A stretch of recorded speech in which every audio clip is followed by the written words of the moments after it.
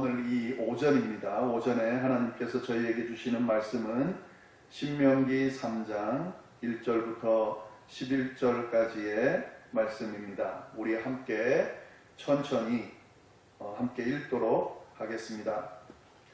우리가 돌이켜 바산으로 올라가매 바산 왕 옥이 그의 모든 백성을 거느리고 나와서 우리를 대적하여 에드레이에서 싸우고자 하는지라. 여호와께서 내게 이르시되 그를 두려워하지 말라. 내가 그와 그의 모든 백성과 그의 땅을 내가 헤스본에 거주하던 아모리 족속의 왕 시온에게 행한 것과 같이 그에게도 행할 것이니라 하시고, 우리 하나님 여호와께서 바산 왕 옥과 그의 모든 백성을 우리 손에 넘기심에 우리가 그들을 쳐서 한 사람도 남기지 아니하였느니라. 그때에 우리가 그들에게서 빼앗지 아니한 성읍이 하나도 없이 다 빼앗았는데 그 성읍이 60이니 곧 아르곱 온 지방이요 바산에 있는 옥의 나라이니라. 그 모든 성읍이 높은 성벽으로 둘려 있고 문과 빗장이 있어 견고하며 그 외에 성벽 없는 고을이 심히 많았느니라. 우리가 헤스본 왕 시온에게 행한 것과 같이 그 성읍들을 멸망시키되 각 성읍의 남녀와 유아를 멸망시켰으나 다만 모든 가축과 그 성읍들에서 탈취한 것은 우리의 소유로 삼았으며, 그때에 우리가 요단강 이쪽 땅을 아르논 골짜기에서부터 헤르몬 산에까지 아모리 족속의 두 왕에게서 빼앗았으니 헤르몬 산을 시돈 사람은 시련이라 부르고 아모리 족속은 스닐이라 불렀느니라. 우리가 빼앗은 것은 평원의 모든 성읍과 길르앗 온 땅과 바산의 온 땅 곧 옥의 나라 바산의 성읍 살르가와 에드레이까지이니라. 르바임 족속의 남은 자는 바산 왕 옥뿐이었으며 그의 침상은 철침상이라. 아직도 암몬 자손의 랍바에 있지 아니하냐. 그것을 사람의 보통 규빗으로 재면 그 길이가 9규빗이요 너비가 4규빗이니라. 아멘. 네, 저희가 오늘 새벽 기도회 때에 신명기 2장 26절부터 37절까지의 말씀을 살펴봤습니다. 지금 그 생방송 테스트를 위해서 오전 기도회를 하고 있는데요. 이 오전 기도회는 그 다음 본문인 생명의 삶으로 하면 내일 주일 본문인데 신명기 3장 1절부터 11절까지의 말씀을 좀 살펴보도록 하겠습니다. 새벽에 참석하지 못한 분들 저희 유튜브 계정 또 저희 홈페이지에 올려놨습니다. 음성으로 된 녹음 파일을 올려놨으니까 좀 자세한 내용을 알고 싶은 분들은 나중에 한번 들어보시면 좋겠고요. 간단하게 좀 설명을 드리고 오늘 본문을 좀 살펴보면은 신명기 그 1장, 2장에 보면 어떤 내용이 나오냐면요. 하나님께서 땅을 정복하라 라고 하는 명령을 4번 하십니다. 그 4번이 1장 8절, 21절 그렇게 1장에 2번 나오고요. 그리고 2장에 24절, 31절에 2번 나옵니다. 1장에 나오는 땅을 정복하라 하는 그 2번의 명령은 첫 번째 가나안 땅 정복과 관련한 하나님의 명령입니다. 물론 이스라엘 백성들이 그 명령을 지키지 않으므로 가나안을 정복하지 못하고 광야로 들어오게 되지만 여하튼 하나님께서 땅을 정복하라고 2번 명령을 하십니다. 2장에 나오는 명령은 어떤 명령이냐면 가나안 땅을 정복하지 못하고 광야로 들어간 이스라엘 백성들이 38년 동안 광야를 헤매게 되는데요. 그때 이제 그 38년의 시간이 다 지나고 출애굽 1세대들, 그러니까 하나님께 불순종했던 그런 1세대들이 다 그 광야 기간 동안 죽고 그 다음 세대들이 이제 남아서 가나안 정복을 하는 그 시점에 가나안 땅을 정복하기 위해서 진행해 가는 과정에서 하나님이 2번의 명령을 하게 되십니다.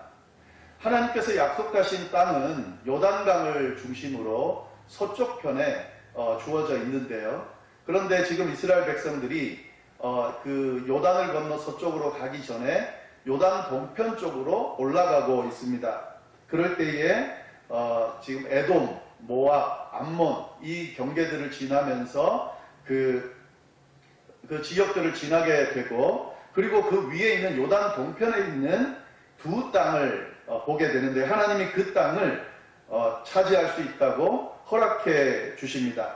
그래서 하나님께서 이 요단 동편에 있는 그 지역을 점령하라고 명령하실 때에 준 명령이, 땅을 정복하라고 한 명령이 2장에 나옵니다. 저희가 새벽에 신명기 2장 26절부터 37절까지 살펴봤던 내용은 뭐냐면, 하나님께서 헤스본 왕 시온의 땅을 정복하라라고 명령하셨고, 이스라엘 백성들이 그 말씀에 순종해서 그 땅을 정복하는 그런 내용을 저희가 살펴봤습니다. 오늘은 또 하나의 땅이 있는데요. 바산 왕 옥이라고 하는 그 왕이 다스리고 있는 그 땅을 차지하라고 하는 명령, 그 명령을 이스라엘 백성들이 순종하는 그 내용이 나옵니다. 오늘 본문을 보시면 이 과정이 그 헤스본 왕 시온의 땅을 정복할 때와 거의 비슷하게 전개가 됩니다. 그래서 그 두 부분을 비교해서 보면 좀 더 잘 이해할 수 있을 텐데요. 오늘 본문 바산 왕 옥의 땅을 차지하는 내용 저희가 좀 살펴보면은 3장 1절의 말씀 보시면은요, 우리가 돌이켜 바산으로 올라가매. 지금 그 시온이 다스리던 땅을 정복하고 난 뒤에 이제 바산으로 또 올라가는 거죠. 바산으로 올라가매 바산 왕 옥이 그의 모든 백성을 거느리고 나와서 우리를 대적하여 에드레이에서 싸우고자 하는지라. 그 헤스본 왕 시온이 모세가 좀 평화의 말을 전하면서 우리가 그냥 싸우지 않고 지나가게 해달라라고 했는데, 그 말을 받아들이지 않고 그 이스라엘 백성들과 싸우려고 나오게 됩니다. 야하스까지 나왔는데요. 그런데 이제 패하게 되죠. 근데 지금 이 바산 왕 옥도 마찬가지입니다. 이스라엘 백성들이 그 시온이 다스리는 땅을 정복하고 올라온다는 소식을 듣고 이 바산 왕 옥이 그의 모든 백성을 거느리고 나와서 대적했다. 에드레이에서 나와서 싸우고자 했다 하는 지금 배경을 1절이 이야기하고 있습니다.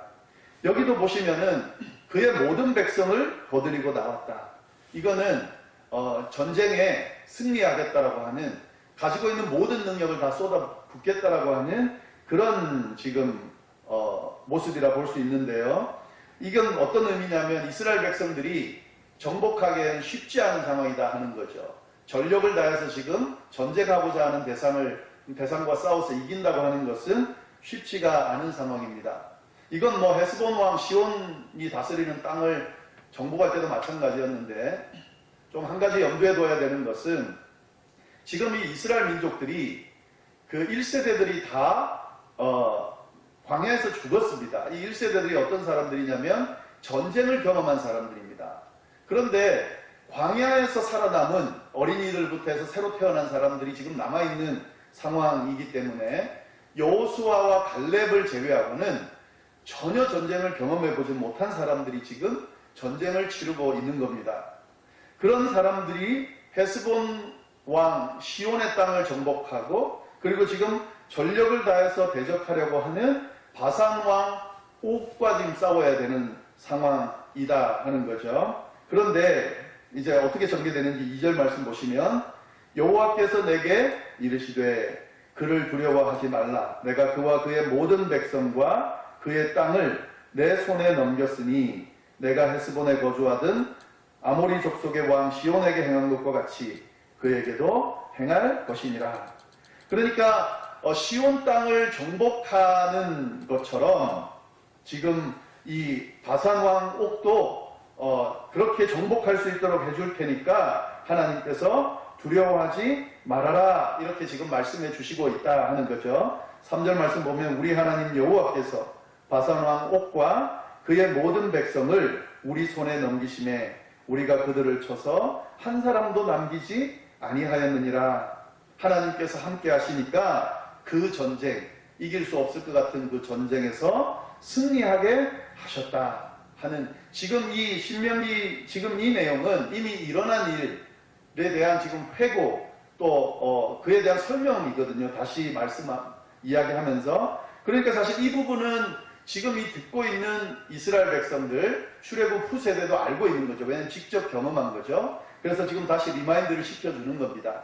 하나님께서 차지하라고 명령하신 땅, 그리고 하나님께서 함께 하시니까 전혀 전쟁이 이루어지지 않을 것 같은 그런 아주 모든 힘을 다해서 그렇게 전쟁에 임하는 대적들이라 할지라도, 그리고 전쟁 경험이 없는 그런 아주 좀 전쟁에는 좀 능하지 않은 그런 사람들의 전쟁이라 할지라도 하나님이 함께 하시니까 전쟁에 승리하게 되더라는 사실을 지금 다시 한번 리마인드 시켜주면서 뭐가 중요한지 알려주고 있다 하는 거죠.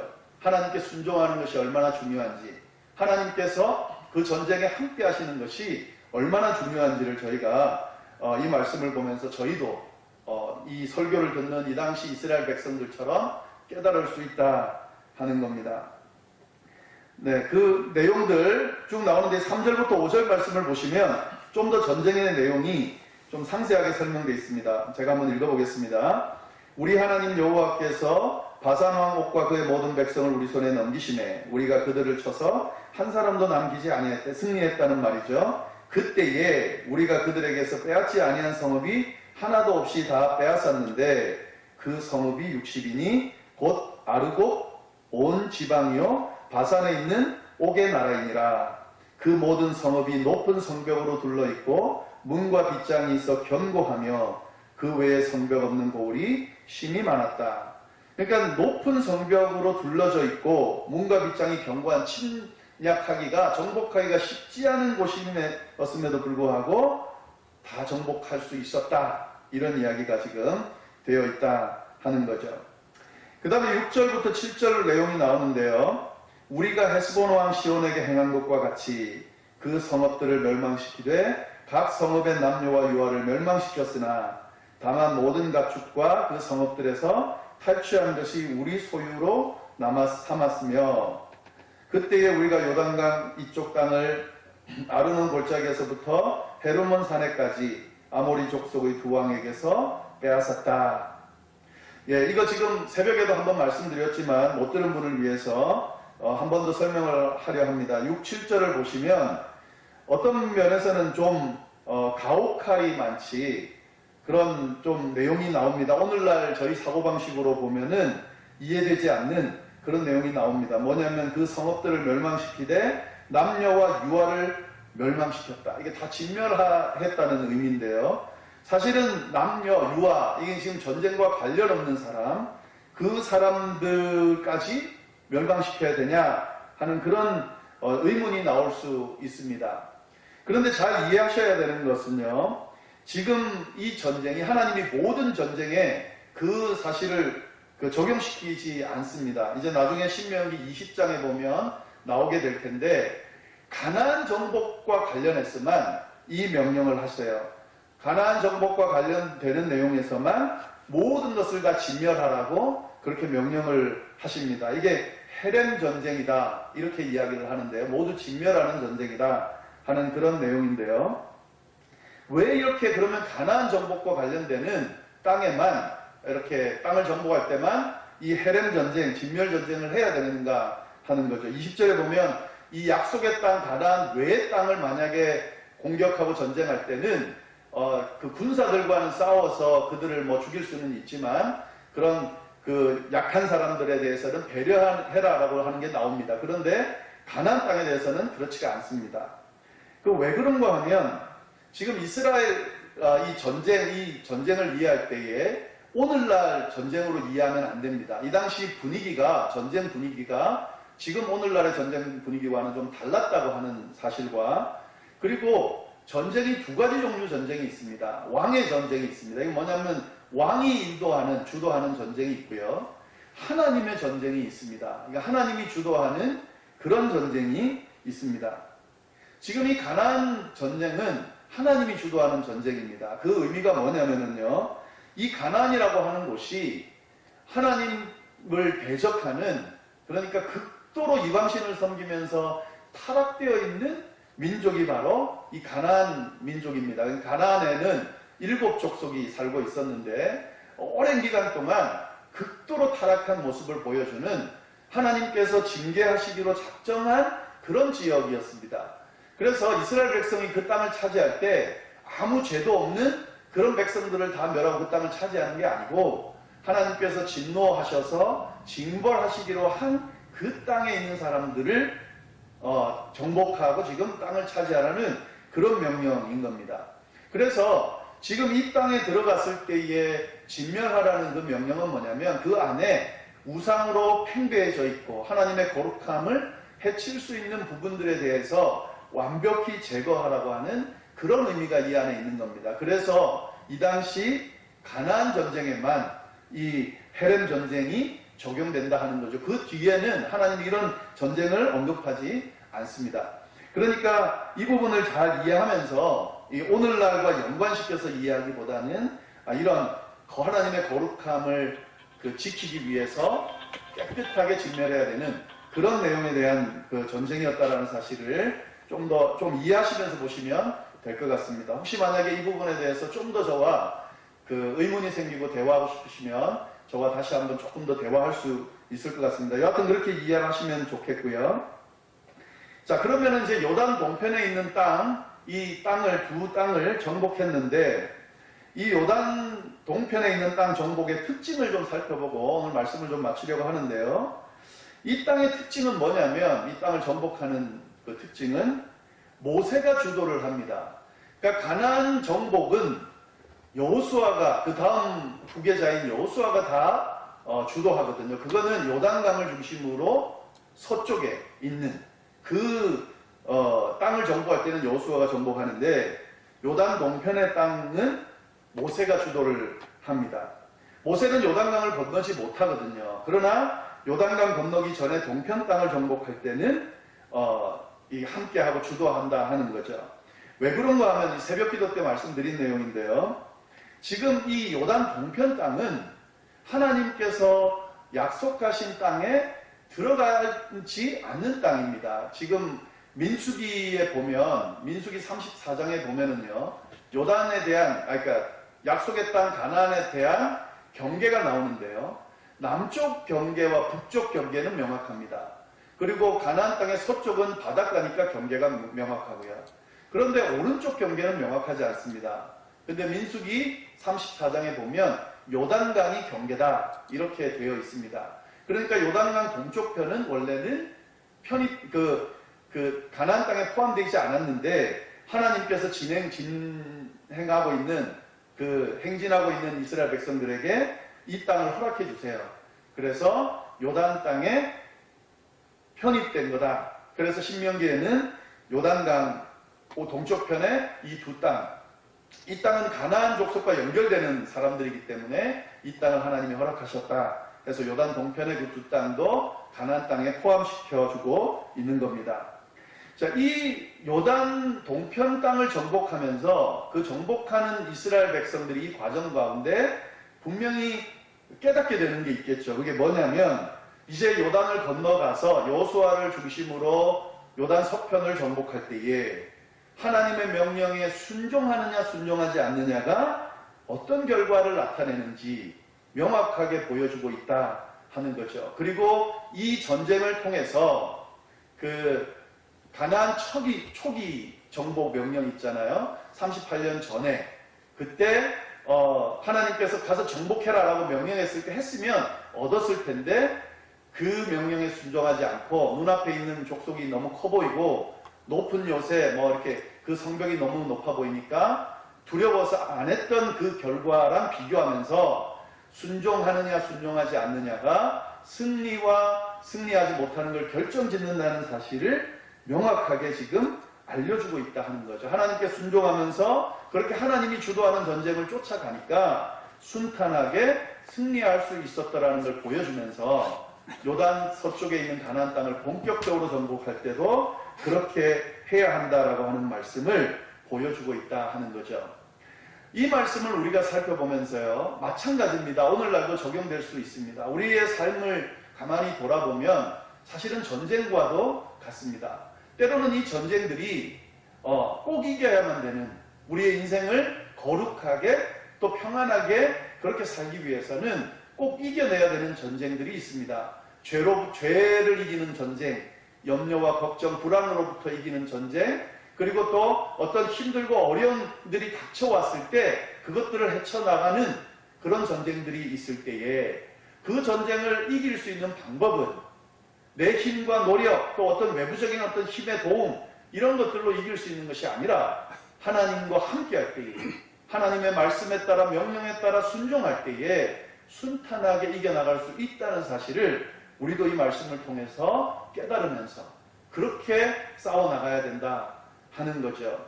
지금 우리 눈앞에 보이는 어떤 어려움들이 아무리 커 보여도 하나님이 함께 하시면, 그것이 하나님께서 약속하신 가서 공격해라, 이길 수 있다라고 말씀하시더라면 이길 수 있습니다. 그래서 우리의 신앙이 이 지금 신명기에서 보여주는 이 말씀처럼 우리의 신앙이 하나님의 말씀에 귀 기울이고 그 말씀에 순종하고 하나님과 함께하면서 그렇게 우리의 삶을 살아나가면 우리도 승리하는 삶을 늘 살 수 있다.